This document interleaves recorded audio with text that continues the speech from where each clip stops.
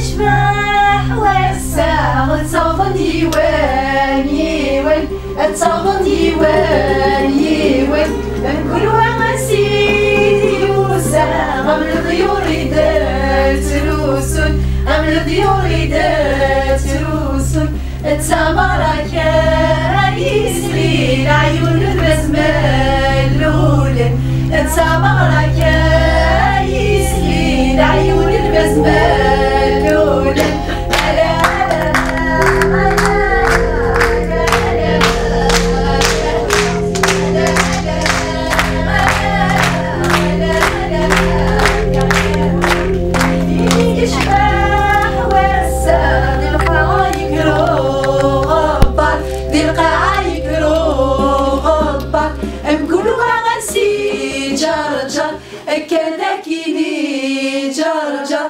تسامرك يسلي العيون البزي معجر تسامرك يسلي العيون البزي معجر ألا ألا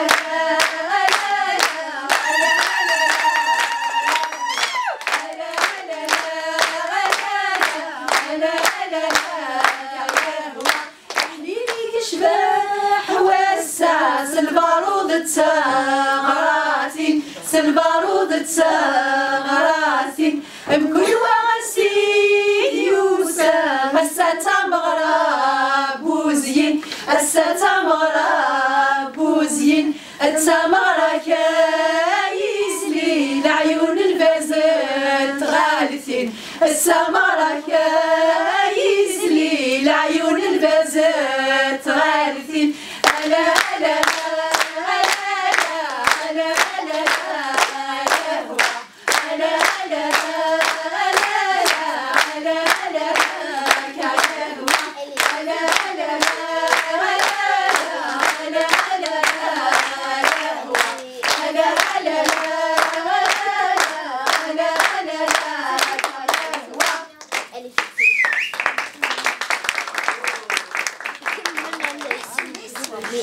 Tiliwa, ça veut dire la source. Alors on va remonter la source. Et on est dans un petit village de Kabylie, au pied des montagnes du Durdura. Vous imaginez le petit village, les maisons blanches. Et parmi toutes ces maisons, il y en a une. Et cette maison, c'est la maison de Géa. Vous connaissez Géa? Alors les gens ils disent toujours, hé, hey, Géa, toi, t'es pauvre, t'as rien parce que tu fais rien. Et Géa dit, hey, vous taisez-vous, hein. Moi, je prends le temps de tout. Vous prenez le temps de rien. La fleur qui a poussé au pied du mur, elle est belle, la fleur. C'est grâce à moi. Je l'arrose tous les matins, je lui dis bonjour la fleur. Bon, c'est des belles paroles. Mais la vie, elle est quand même un peu plus dure. Parce que Géa, c'est vrai que ce matin-là, il se réveille. Il y a son ventre qui se met à crier, j'ai faim, j'ai faim.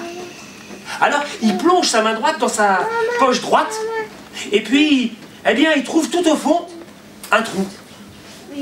Alors, c'est bien un trou au fond de la poche. Vous savez pourquoi? Parce qu'on peut passer un doigt. Et puis, si tu élargis le trou, Safia, tu peux même te gratter la cuisse. Et quand il plonge la main gauche dans sa poche gauche, il trouve tout au fond une pièce. Une pièce. Une pièce de dinar. Eh? Alors il réfléchit, il se dit, hey, un pain c'est 1 dinar. 2 dinars ça fait. Il n'y a rien de pire qu'une journée sans pain, disait toujours sa grand-mère. Alors il va voir le boulanger, il donne la pièce, il achète un pain et le boulanger lui rend 1 dinar. Alors il range soigneusement le dinar dans la poche gauche, il prend son pain et au moment où il va pour le manger, il sent flotte dans l'air une odeur, un parfum de viande rôtie, d'oignons frits. Waouh! Alors il cherche, il remonte et puis il voit là-bas, il y a un homme qui est en train de faire griller de la viande sur les braises avec les petits oignons. Waouh! Et sauf qu'il voit écrit 10 dinars la viande. Hein. Alors, il ouvre son pain en 2 par le milieu, il se place sur le côté et il passe les 2 tranches de pain au-dessus de la fumée. La fumée bien grasse, bien parfumée.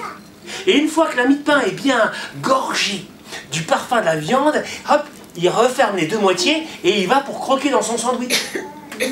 Quand à ce moment-là, le marchand lui dit « Eh oh, il faut payer là !» Quoi?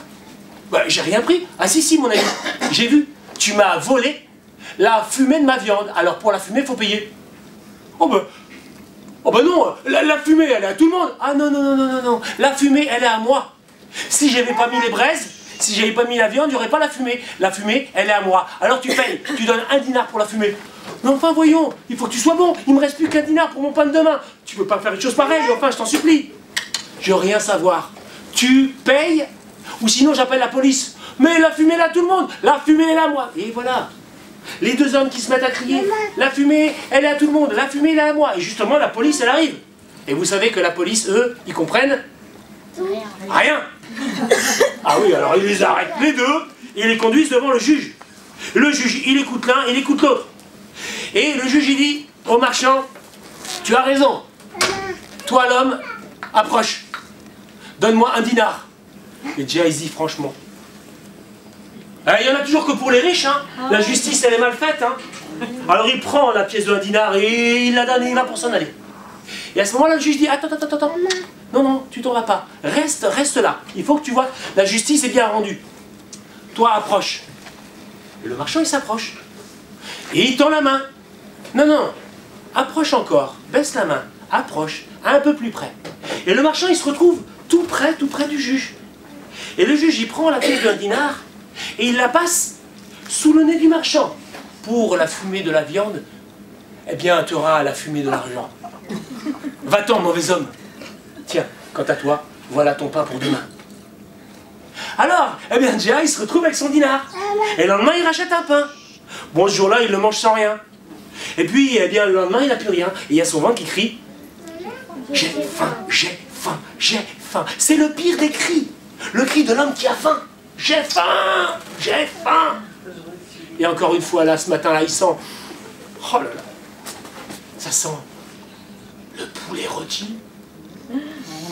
Alors, il est comme envoûté. Il ne peut pas faire autrement. Et, eh bien, il remonte et puis là, il voit un magnifique poulet rôti. Là, qui baigne dans sa sauce avec un tas de pain. Ouais, mais vous savez, ce genre de poulet, il n'est jamais seul. Hein. Il est toujours accompagné. Parce que de l'autre côté de la table, qu'est-ce qu'il y a? Ali Pacha. Vous connaissez Ali Pacha? Ah non, il n'est pas d'ici, lui non plus. Ali Pacha, c'est le plus riche marchand de tout le pays. Pour vous dire, ça se voit. Il a rubis, émeraude, saphir, diamant. Ça brille à tous les doigts. En ce temps-là, il y aurait eu des Rolex, il en aurait mis plein ses poignets. Et justement, Ali Pacha, il est là, les mains sur son ventre. Et il s'apprête à faire son petit déjeuner, un poulet rôti. Alors, Géa le voit et dit, ah bonjour mon ami, bonne journée, bon appétit, bonne santé. Vous savez là-bas ce qu'on dit? On dit que celui qui souhaite des bonnes choses à quelqu'un, eh bien, on doit lui donner un petit quelque chose. Oui. Et Ali Pacha, évidemment, lui dit, merci mon ami, eh bien moi aussi je te souhaite une bonne journée. Et là, il arrache le pilon de la cuisse du poulet et il s'apprête à croquer dedans quand Géa lui dit, attends, j'ai des nouvelles pour toi. Tu as des nouvelles de ma maison? Oh oui, ta maison, elle est belle, elle est grande. Excellente maison. Ah, est-ce que tu as des nouvelles de ma femme? Oh, ta femme, elle est belle, elle est grasse. Excellente femme. Ah. Est-ce que tu as des nouvelles de mes enfants, mon fils et ma fille? Oh, ils sont beaux, ils sont grands. Excellents enfants. Ah, est-ce que tu as des nouvelles de mon chien? Oh, c'est un excellent gardien. Est-ce que tu as des nouvelles de ma vache? Excellente laitière. Eh bien, puisque tu m'apportes uniquement d'excellentes nouvelles, je vais te souhaiter une excellente journée maintenant. Et à ce moment-là, il y a les dents de Ali Pacha qui rencontrent la chair croustillante de la cuisse du poulet. Mais avant qu'il n'ait mordu dedans, Géa lui dit, mais il y a les voleurs. Vous savez, un marchand, dès qu'il entend parler de voleurs, eh bien, il prend peur, il dit, quoi, quel voleur?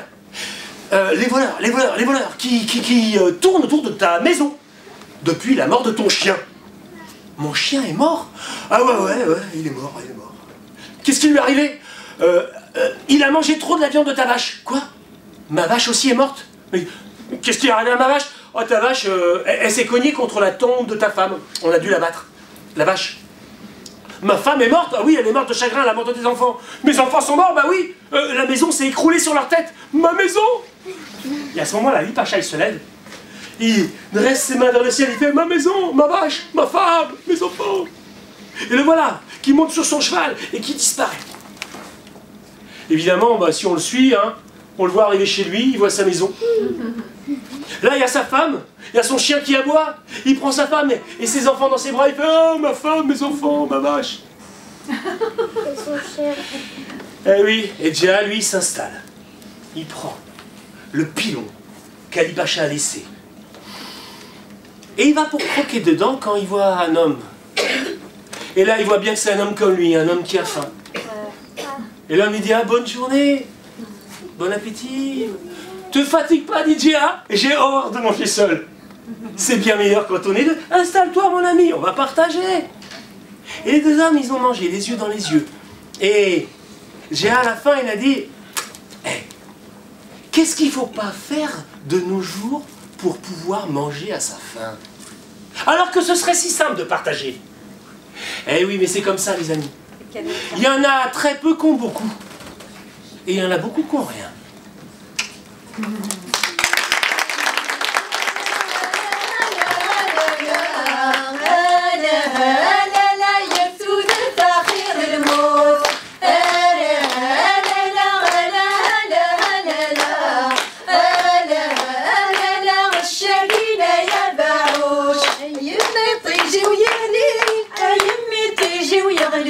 صحت مدي فلالي صحت مدي فلالي يغاضن ذا الزهر ويمو ذاك ذي المزير يغاضن ذا الزهر ويمو ذاك ذي المزير ألا ألا لا ألا ألا ألا ألا ألا يسود الثقيل الموت ألا ألا لا ألا ألا ألا ألا الشاكينة يا باعوش يجي ويروح يجي ويروح يروح يستلوى في اللوح يروح يستلوى في اللوح يغاضن ذا الزهر ويمو ذاك ذا مشطوح يغاضن ذا الزهر ويمو ذاك ذا مشطوح ألا ألا لا ألا ألا ألا لا ألا ألا لا يسود الثخيل الموت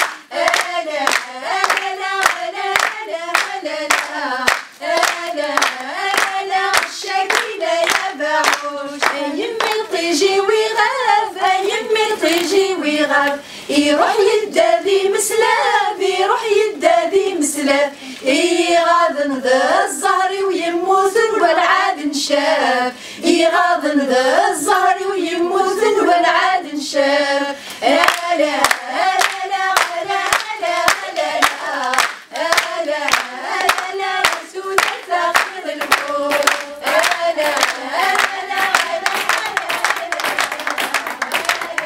ألا لا الشاكينة يا باعوش.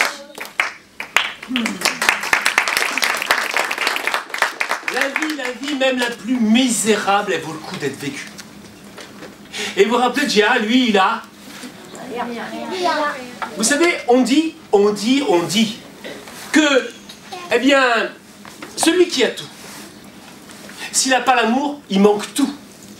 وين يسعن كلش ما قالوا يسعى ثيري ولا شي شو كسع On dit الناد que là où il n'y a rien, s'il y a l'amour, il manque rien.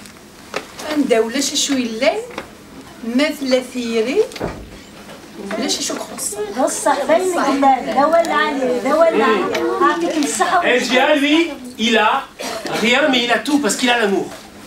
Sa femme, eh bien, ils sont jeunes mariés, elle s'appelle Youjna. Elle est belle, comme un soleil. Et puis, ben, cette nuit-là, on les a entendus rire toute la nuit. Et ce matin-là, eh bien, Djeha, il s'est réveillé, il a faim. Alors, il laisse sa femme dormir et il part faire des courses. Il va voir son boucher préféré et il lui commande 3 livres de bonne viande pour faire un bon couscous. Et comme c'est le premier client de la journée, le boucher, il lui donne 3 livres de bonne viande et il lui dit, tiens, tu essaieras cette recette, tu m'en diras des nouvelles. Merci. Et Gia, il rentre chez lui. Il marche, il marche, il marche. Et là, il y a la rivière l'Oued. Et de l'autre côté de la rivière, il y a un homme qui l'appelle. Hé, hey, oh, hey, dis-moi. Oh, comment je fais pour passer de l'autre côté? Gia, il regarde. Pourquoi tu veux passer de l'autre côté? Tu y es déjà. Les gens sont bizarres. Ils continuent de marcher. Et manque de chance, sur le chemin, qu'est-ce qu'ils croisent? Il y en a beaucoup là-bas, qu'est-ce que c'est? Des arbres. C'est un arbre, c'est bien. Quel arbre? Sapin. Ah, c'est pas un sapin, là-bas, il n'y a pas beaucoup de sapins. Un arbre. C'est un palmier qui se balance.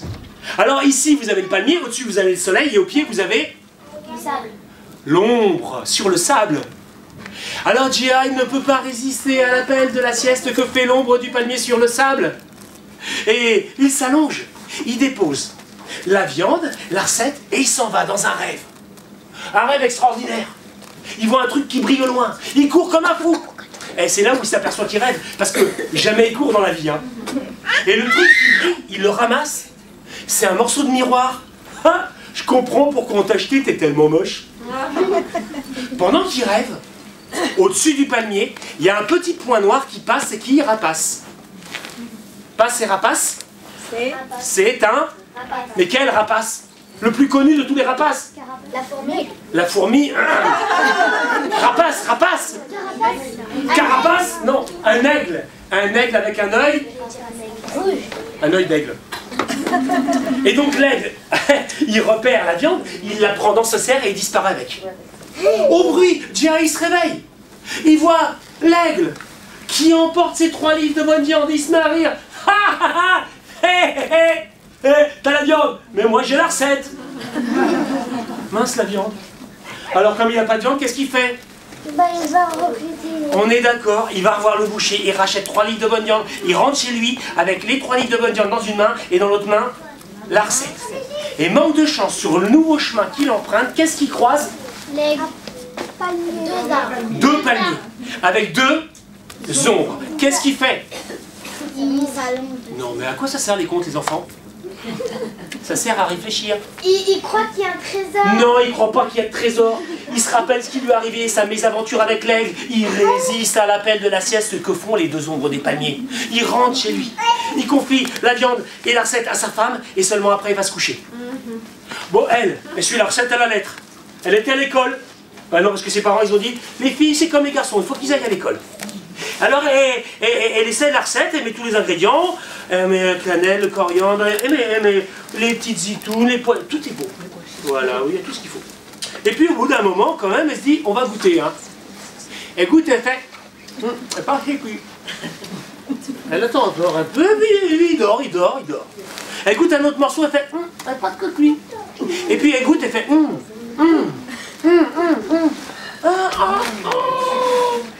Et à la fin, il reste plus que les pois chiches. Et Gia, c'est à ce moment-là qu'il se réveille. Il y a le parfum du couscous qui flotte dans la maison. Il a faim, il s'installe sur le tapis. Et sa femme, quand elle le voit, elle fait saleté de bestiole. Il y a le chat qui a bouffé toute la viande. Alors Gia, il regarde sa femme, il regarde le chat. Il prend le chat, il pèse le chat pèse 3 livres.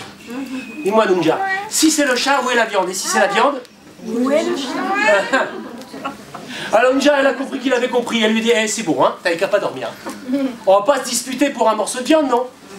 C'est depuis ce jour qu'on se dit dans la vie, hein, quand on est ensemble, faut pas se disputer pour des broutilles. Et après, ils ont fait ce qu'ils avaient à faire. Vous savez ce qu'ils ont fait? C'est une question directe, là. Non. Bah, Ils ont réfléchi. ils ont réfléchi, merci, heureusement que tu es là. Hein.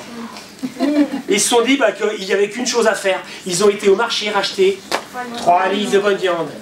Et puis ils ont cuisiné ensemble.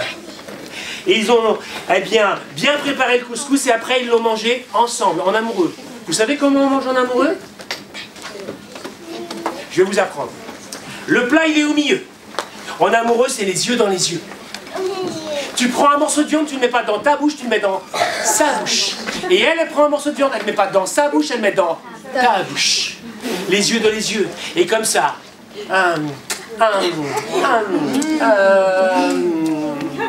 Vous savez ce genre de repas? Ça met en appétit, hein. Pour la nuit, les enfants, pour la nuit. Donc cette nuit-là, on les a entendus rire toute la nuit. Et cette nuit-là, les amis, Djia, il a planté la plus belle des graines dans le plus beau des jardins. Une graine de vie dans le ventre de sa femme. Et la graine de vie, ben, elle a fait son nid. Et puis, Djia, elle a vu son ventre s'arrondir, s'arrondir, s'arrondir. Et une nuit, elle a dit, Djia, Djia, je sens, le bébé arrive, vite, va chercher la nièce Fia. Dans le village, Fia, c'est elle qui a accouché toutes les femmes du village. Elle sait, c'est la sage-femme. Elle arrive, elle en a vu d'autres. Elle dit, bon, tiens, tiens-moi la lumière, moi, je passe sous les draps. Et elle sait y faire, et elle sort, une petite fille. Et Djia, eh ben, il est tout content. Sauf que si elle dit, attends, j'y retourne, il y en a encore à l'intérieur. Elle passe sous les draps, elle sort, un petit garçon. Et à ce moment-là, Djia, il souffle sur la flamme de la bougie. Mais qu'est-ce que tu fais, abruti? On ne voit plus rien. Pourquoi t'éteins la bougie? Eh, tais-toi, Sia. Malheur, c'est la lumière qui les attire. Deux, ça suffit. Et ce matin-là, on a assisté à un miracle. Parce qu'on a vu la lune, le soleil et les étoiles en même temps. Djia, il est sorti devant sa maison. Il y avait sa fille, Tiziri. Il y avait son garçon, Agour, sur son bras. Tiziri, c'était comme la lune. Agour, c'était comme le soleil. Et lui, il était tellement heureux qu'il avait les étoiles plein les yeux.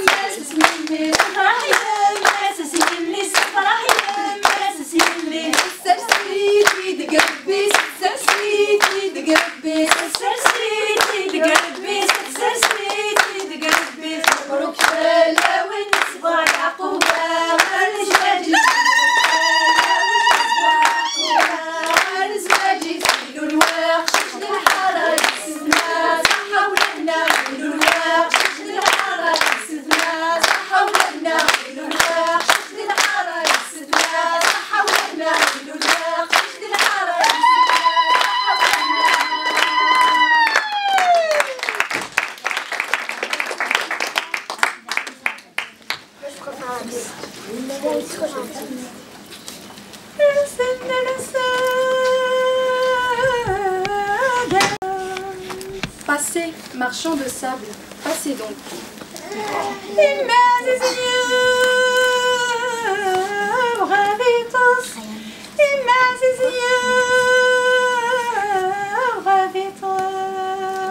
Mon fils veut s'endormir.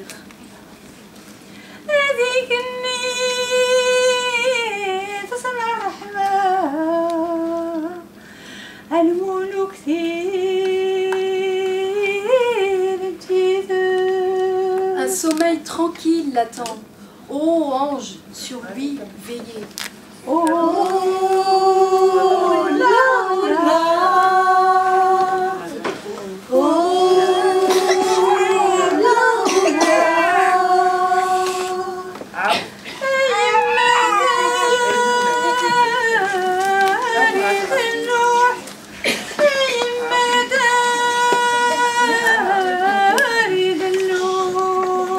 mère, écoute derrière ma porte.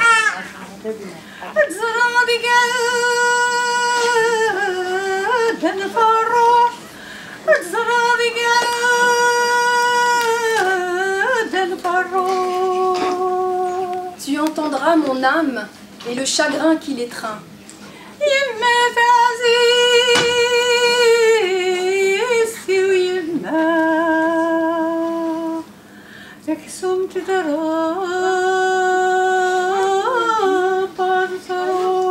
Mère, ô mère chérie, la chair de ta chair dépérit.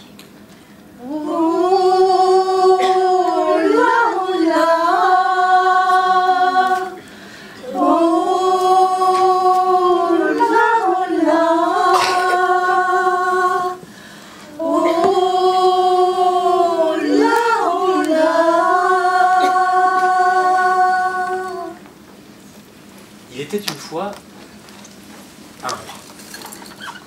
Et ce roi avait un problème. Son vieux conseiller venait de décéder, il cherchait quelqu'un pour le remplacer. Conseiller du roi. C'est pas n'importe qui. Il voulait un homme honnête, un homme juste, un homme sage, un homme intelligent, un homme incorruptible. Alors il avait beau regarder dans son entourage, il ne voyait que des sourires flatteurs, hypocrites, des cœurs cupides. Alors il a eu une idée. Il a envoyé ses messagers dans tous les royaumes. Et ces messagers se sont arrêtés sur chaque place, de chaque village, de chaque ville. Et à chaque fois qu'ils s'arrêtaient, ils annonçaient: quelle est la forêt? Quelle est la forêt?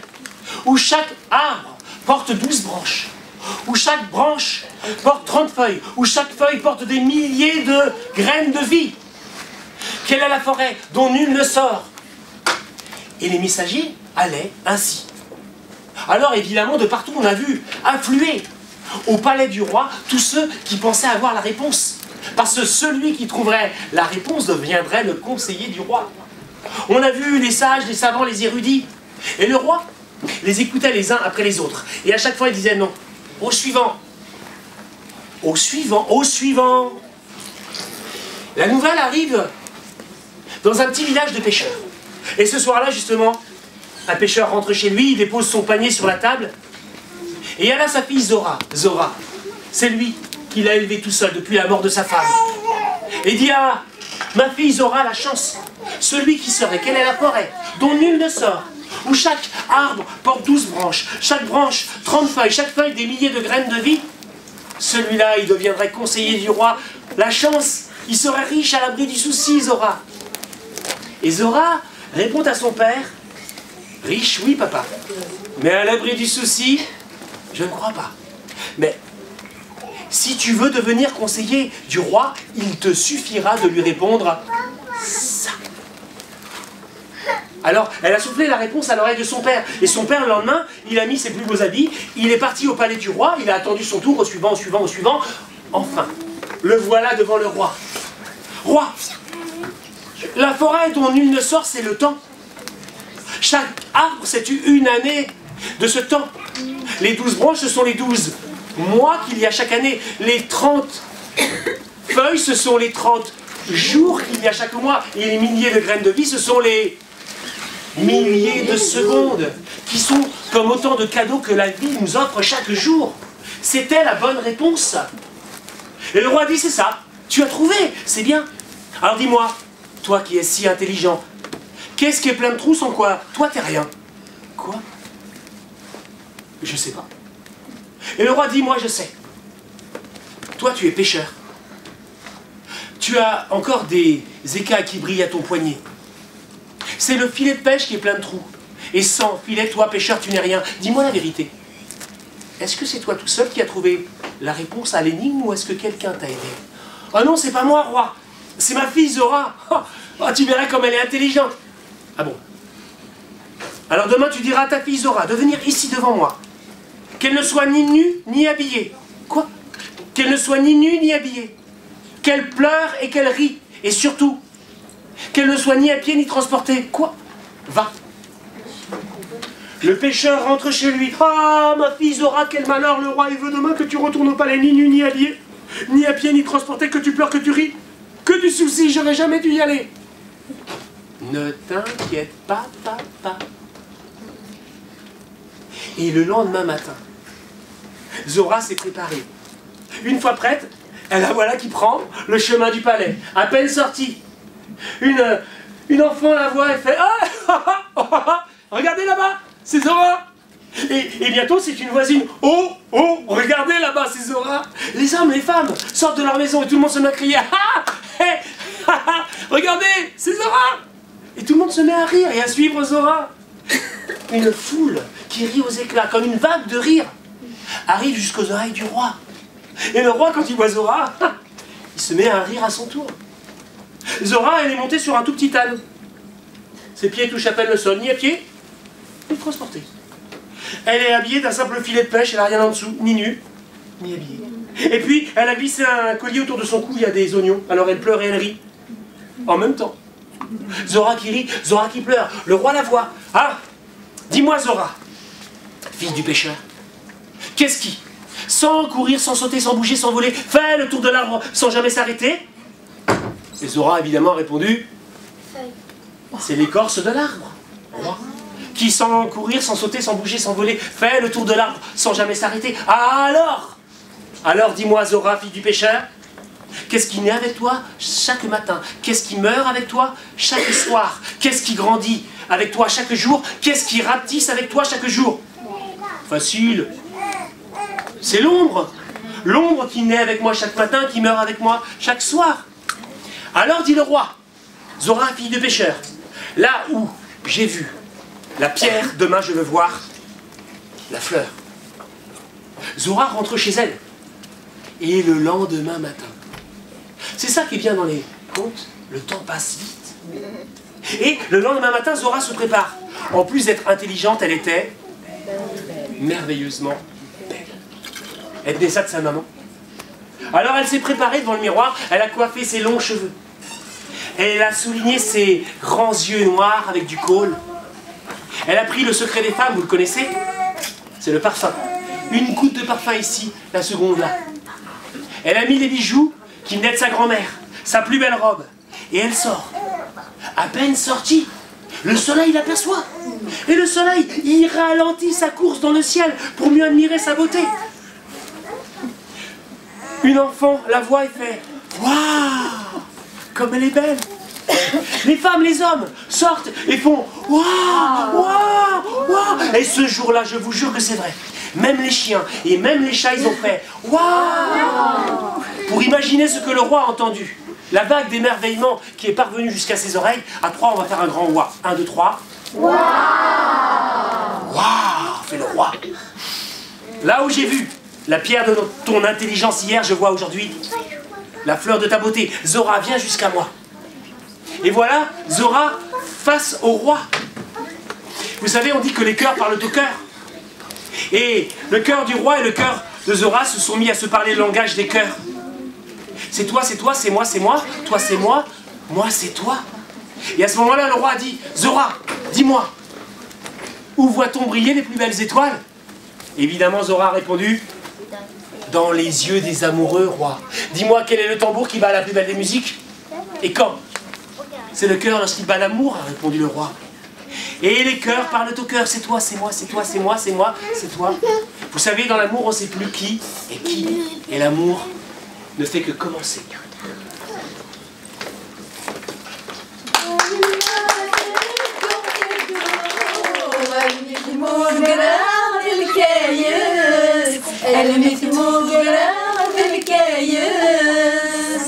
اسم الحسقم مش تنمي ما يهدروا يتسايس ما يهدروا يتسايس من دغاوي لن يدس لا انسى ذاك غايضة سيسروا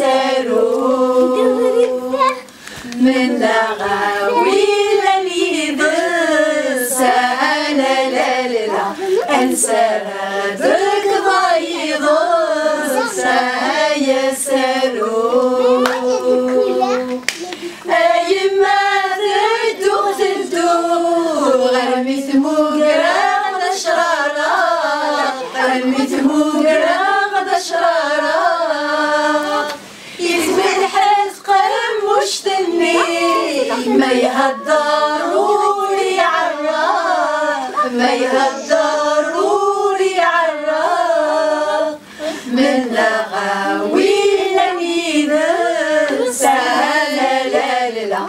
أنسى ذكرى الفراق هيا سالوش من غاوي لم يدسى لا لا لا أنسى ذكرى الفراق هيا سالوش يما غامجال سياري ممزور يدرتو يا ممزور يدرتو يا أشحال يا قيت غافض التقصيري من شدات التقصيري من شدات ما تبغي ضينك بغي لا لا لا ما سويت ربي يكتر وسالو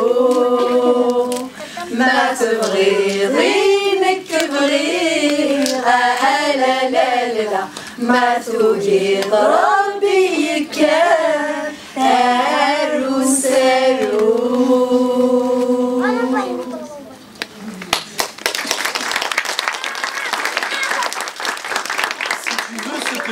Je veux ce que tu veux.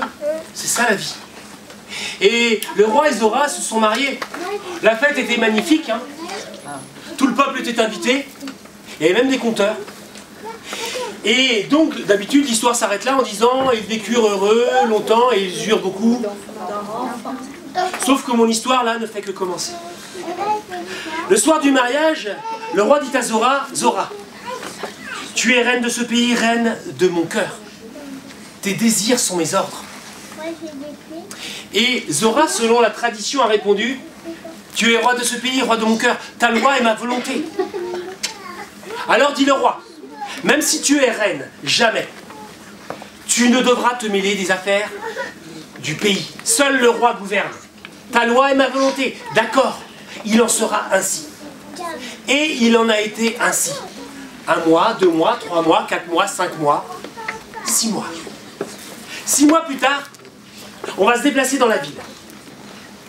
On va aller dans un endroit qu'on appelle la Médina. Vous savez ce que c'est que la Médina, les enfants? Non. C'est l'ancêtre du centre commercial. C'est là où tu as tous les marchands, les boutiques les unes contre les autres. Et justement, 2 boutiques nous intéressent. La boutique d'un marchand d'huile et la boutique d'un marchand de parfum. Le marchand de parfum, lui, c'est un charlatan, un escroc. Il vend des produits de mauvaise qualité très chers. Il a mauvaise réputation. Plus personne ne rentre chez lui. Le marchand d'huile, bon, lui, il vend que de l'huile. Mais des huiles d'excellente qualité, parfumées, qu'il choisit avec soin, qu'il vend à prix honnête. Sa boutique ne désemplit pas. On dit que lui, avec son huile, il fait de l'or. Il est arrivé ce qui devait arriver. Le marchand de parfum est devenu jaloux du marchand d'huile. Il a percé un trou entre les 2 boutiques et il s'est mis à espionner son voisin. Et un soir, par ce Judas, il a vu ce qu'il voulait voir. Il a vu le marchand d'huile en train de compter son pièce d'or. Ses pièces d'or une à une. 1, 2, c'est à vous. 3, 4, 5, 6, 7, 8. 57 pièces d'or. 57 pièces d'or. Il l'a vu ranger les 57 pièces d'or dans un foulard de soie bleue, attaché avec un petit lacet de cuir noir. Et il l'a vu cacher son trésor dans une jarre parmi les jarres. À peine il a tout vu. Le marchand de parfum court dans la rue. « Au voleur, au voleur, au voleur, vite, garde, approchez !»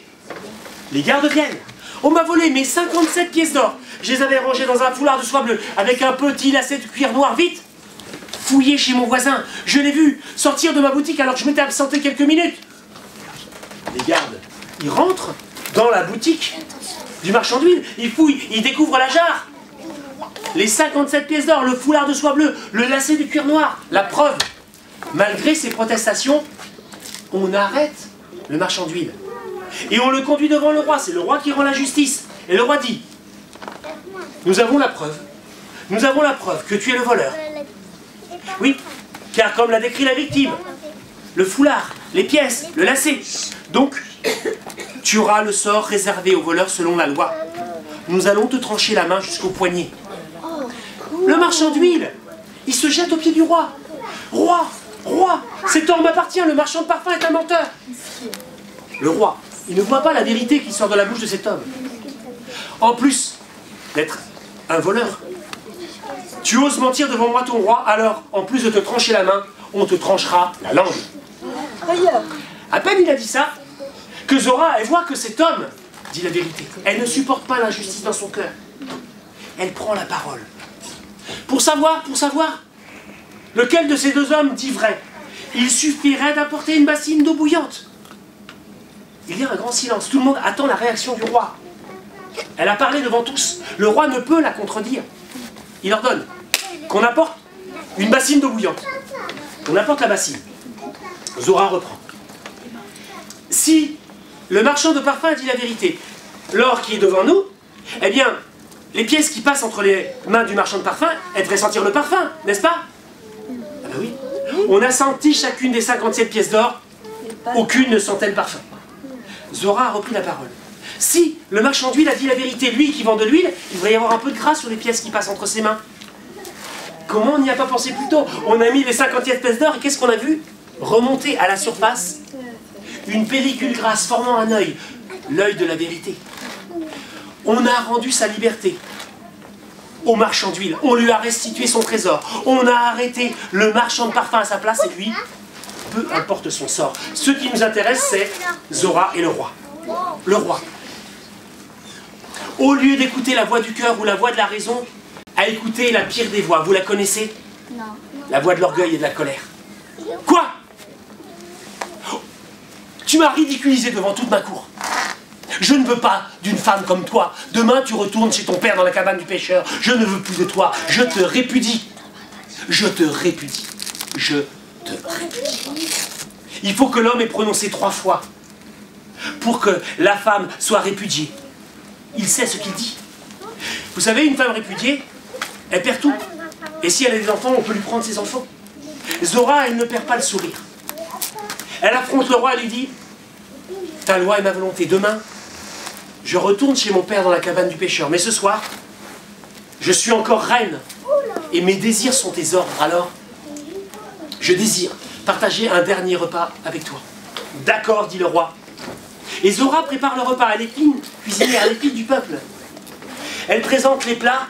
Les mets sont plus délicieux les uns que les autres. Et le roi, il se lèche les doigts. Et elle dit: oh roi, demain je retourne chez mon père. Est-ce que tu permets que je prenne avec moi le coffre de mariage que tu m'as offert? Je l'aime tant. D'accord, c'est les meubles que tu veux, prends-les. Est-ce que tu permets que je prenne avec moi ce tapis? Il est si beau, je l'adore. Prends le tapis. Est-ce que tu permets que je prenne mes robes? Elles sont si belles, je les aime tant. Prends tout ce que tu veux, tout ce que tu aimes. Mais demain, hors de ma vue, chez ton père. À la fin du repas, Zora, à l'insu de la vue du roi, elle verse dans le verre une poudre blanche. Ensuite le thé, le sucre, elle touille. Elle apporte le verre, le roi il boit. À peine il a bu, bao. Il s'est endormi. Il ronfle. Les rois ne sont que des hommes. Zora, tranquillement, elle roule le corps du roi dans un tapis. Elle ouvre le coffre, elle hisse le tapis avec le roi à l'intérieur, elle ferme le coffre et elle fait exactement, vous savez, comme dans les films. Elle le prend avec elle chez son père. Elle frappe 3 fois dans les mains et ça marche. Les serviteurs apparaissent. Serviteurs, apportez ce coffre chez mon père dans la cabane du pêcheur. Ordre de la reine. Les serviteurs emportent le coffre, le déposent dans la cabane du pêcheur. Elle rassure son père. Elle ouvre le coffre. Elle déroule le tapis. Elle hisse le corps de son époux dans son petit lit où elle a grandi. Elle allume une bougie. Elle le veille comme un enfant malade. Elle attend. Le lendemain matin, le roi ouvre les yeux. Et qu'est-ce qu'il voit? Zora. Mais qu'est-ce que tu fais là? Je t'avais dit de retourner chez ton père. Et Zora lui répond: mais je suis chez mon père et tu es avec moi. Mais qu'est-ce que je fais là? Hier, tu m'as dit que je pouvais emporter tout ce que j'aimais au palais. C'est ce que j'ai fait. Mais ce que j'aime le plus au palais, c'est toi. Alors je t'ai emporté avec moi.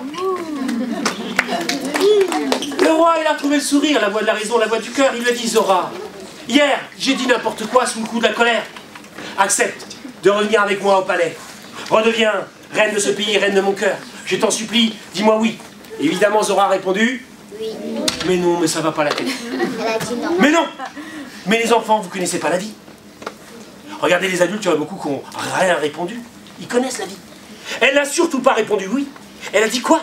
Hier, Lorsque tu m'as répudié, tu m'as brisé le cœur, même si je t'ai souri. Je vais retourner avec toi au palais, et demain il y aura une nouvelle injustice, et je devrais... Je ne supporte pas l'injustice. Je n'ai pas besoin de toutes tes richesses, je suis très bien chez mon père. Va-t'en, rentre.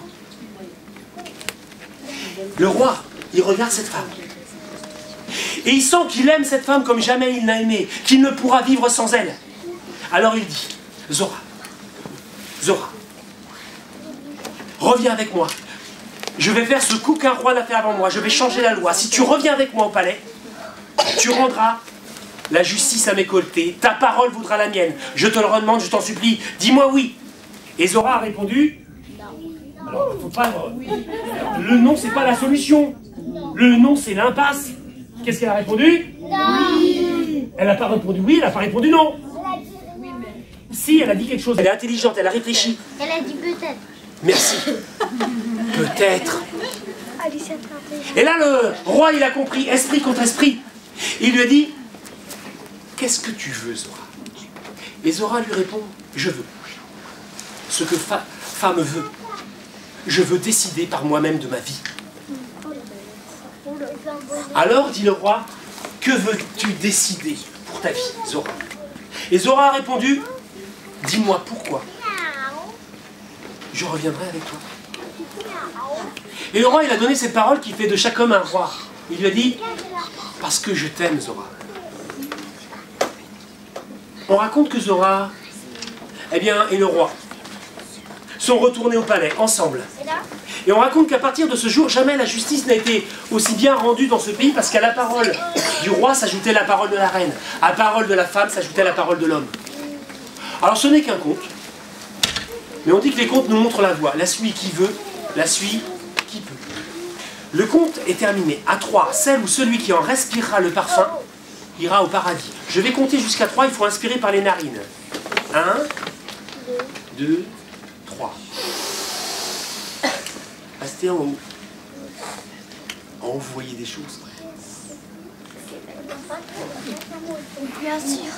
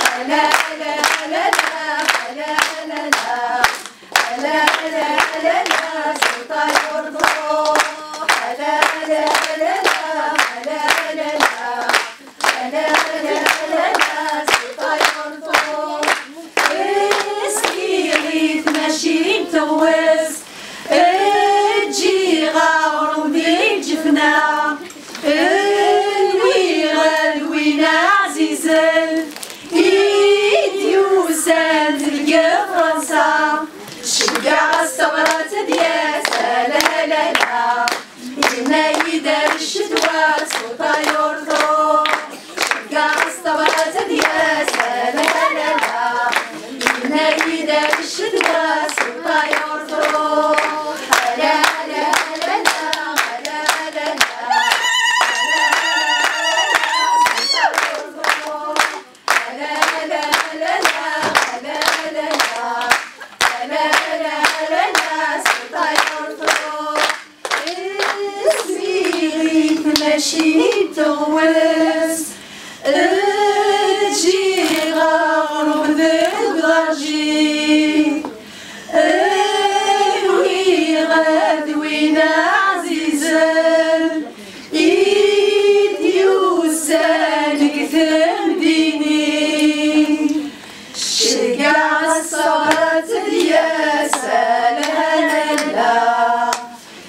ينادر تبغسيسين صوتا يرثرو شقا الصبرة دياس لا لا لا ينادر تبغسيسين صوتا يرثرو لا لا لا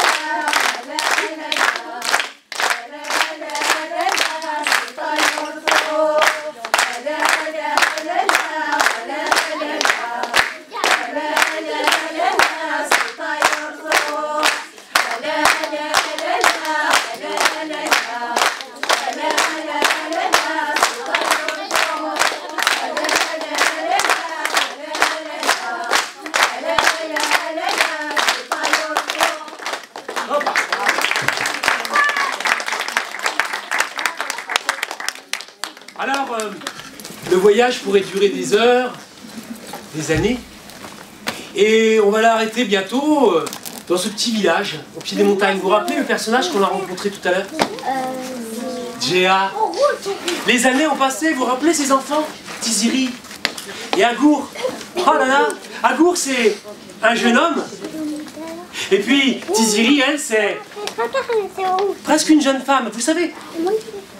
Elle est à cet âge où, eh bien, la jeune fille, comme la fleur, est prête à s'épanouir. Et Djéa, il voit sa fille, c'est un bon papa, il la surveille. Et il voit les garçons, quand Tiziri passe, les garçons ils font comme ça. Ils regardent à travers les doigts. Et il a vu ce matin, Ali, le fils des voisins. Eh bien, Tiziri, elle est passée devant lui, et puis... comme ça, elle a sorti la main de sa poche, elle a laissé tomber son mouchoir. Et Ali, il a ramassé le mouchoir, et il l'a donné à Tiziri. Et Djéa, il a vu les yeux se toucher. Il a vu les doigts s'effleurer. Il a vu la rougeur venir au visage de sa fille. Il a tout compris. C'est un bon père. Pour l'instant, il n'a rien dit. Il attend. Et puis, il prend sa fille à part et dit, Tiziri, viens par ici. Oui, papa. Tiziri, ma fille, tout à l'heure, j'ai vu ce qui s'est passé quand tu l'as laissé tomber ton mouchoir. Ali l'a ramassé, te l'a rendu. Oui, papa. Eh bien, tu sais, Ali, ce qu'il veut, c'est pas ramasser ton mouchoir. Bon, papa, qu'est-ce qu'il veut? Ma fille. Imagine ma fille.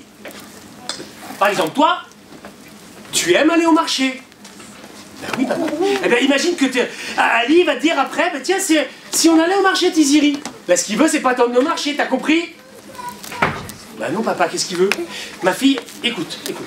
Toi, t'aimes les loukoum à la rose? Oui, papa. Ben, imagine que, eh bien, Ali t'achète un loukoum à la rose, mais ce qu'il veut, c'est pas te payer un loukoum à la rose, t'as compris? Non, papa. Ma fille, écoute un peu. Bon, ma fille, imagine que toi, il te dit, tiens, Tiziri, si on allait se promener dans la rivière, tu vas aller te promener dans la rivière. Il va dire, tiens, Tiziri, si on prenait le petit chemin qui s'éloigne, vous allez vous éloigner. Et il va dire ensuite, tiens, Tiziri, si on s'installait sous l'herbe, sur l'herbe, là, sous l'arbre, on serait bien pour manger le loukoum. Et puis imagine après que, eh bien, toi, tu manges ton loukoum. Et comme t'aimes ça, tu pourras pas t'empêcher de faire. Mais ce qu'il veut, c'est pas que tu manges ton loukoum, t'as compris, ma fille? Non, papa. Ma fille, écoute-moi. Ma fille, après, imagine. Il va poser sa main sur ton épaule. Toi, forcément, tu vas tourner ton visage vers lui. Et lui, après, il va attraper ton visage entre ses mains. Il va t'embrasser sur la bouche, ma fille. Il va te mettre sur le sol. Il va te dénuder. Il va te prendre le bien que tu as de plus précieux. Honte sur notre famille après. Tu as compris, ma fille? Papa, c'est ça qu'il veut? Oui, ma fille. Ah, bah alors là, ah bah ça se passera pas comme ça. Tu peux compter sur moi. Ah, bah oui. Et voilà, Djéa rassuré. Vous savez ce qu'on dit? Une fille avertie en vaut 10. Ça, c'est pour les garçons, 2. La journée se passe là. Et le soir, Tiziri, elle voit son père et dit, papa, t'avais raison. Moi, ma fille. Ah bah, tu sais quoi? Ali, il m'a invité d'aller au marché avec lui, comme t'avais dit. Ah, ma fille, tu vois. Faut toujours écouter son papa. Bon, t'as refusé? Ah ben non, papa. Parce que je voulais voir quand même. Bah tu sais quoi? Il a fait exactement comme t'avais dit. Il m'a payé un loukoum à la rose. Ah ma fille, t'es intelligente, t'as pris le loukoum, t'es venu manger à la maison. Mais non papa, je voulais voir. Ah bah alors, et après? Bah après, on s'est promené le long de la rivière, comme t'avais dit. Après, on a pris le petit chemin, comme t'avais dit. Et puis, tu vois, il m'a proposé de s'installer sur l'herbe, il n'y avait personne. Ma fille, oui, raconte après, qu'est-ce qui s'est passé? Papa, écoute-moi bien. J'ai mangé le loukoum et j'ai fait... Ah, ma fille, qu'est-ce qui s'est passé après? Papa, tu vas voir, tu vas être fier de moi. Il a mis sa main sur mon épaule. Eh ben, après, il a voulu prendre mon visage entre ses mains. Je me suis pas laissé faire. C'est bien, ma fille. Tu lui as donné une gifle? Non, papa, j'ai fait beaucoup mieux, papa. J'ai pris son visage entre mes mains, je l'ai embrassé sur la bouche, je l'ai déjeuné. Et j'ai pris ce qu'il avait de plus précieux, honte sur sa famille. Quel malheur, quel malheur, quel malheur.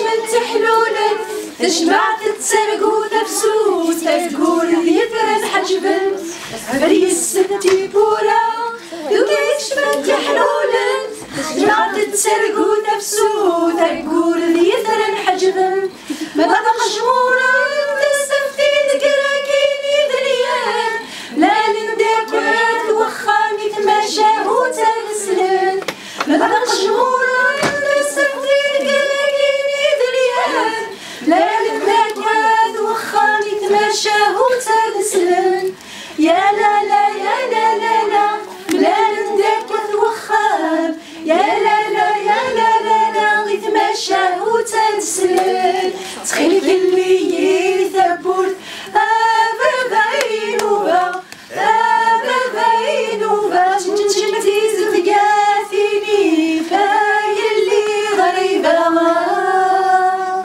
وقدغ الوحش الغابة أبابينوبا أبابينوبا وقدغ ولد مكيني غاي اللي غريبة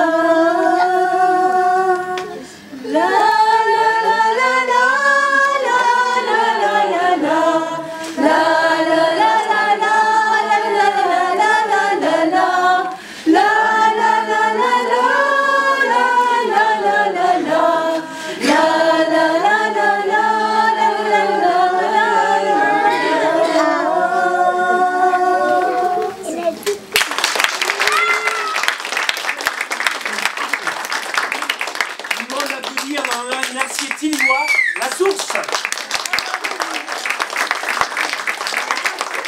Alors je vais présenter Malika, Yamina, Sania, Rabea et Nadia.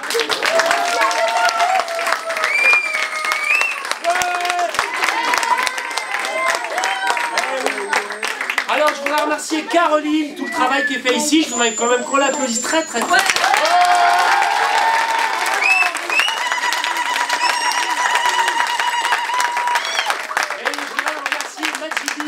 C'est grâce à elle que ce projet